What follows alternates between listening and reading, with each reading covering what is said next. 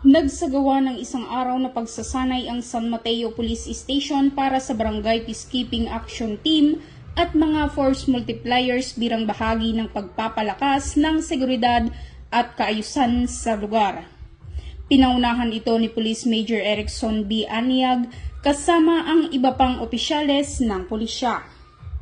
Tinalakay sa aktibidad ang mahahalagang batas tulad ng Republic Act 9262, Bawal Bastos Law at Anti-Child Abuse Law na ipinaliwanag ni Police Chief Master Sergeant Jennifer Peralta. Sinundan din ito ng diskusyon hinggil sa kampanya kontra iligal na droga mula kay Police Staff Sergeant Wendell Tagub.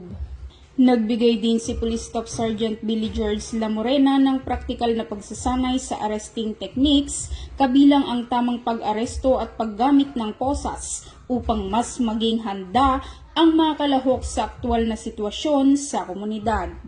Samantala, nagpasalamat naman ang Kabagis Guardians Brotherhood Crime Watch International Incorporated sa pangunguna ni Efren Cadiz sa suportang ibinigay ng kapulisan at nangakong makikipagtulungan para sa layunin ng Philippine National Police sa pagkamit sa isang ligtas at mapayapang bayan. Mula dito sa Lambak ng Cagayan, ako ang inyong Police News Network Correspondent Patrolwoman Wendy Rumbawa, alagad ng batas, tagataguyod ng balitang pulis.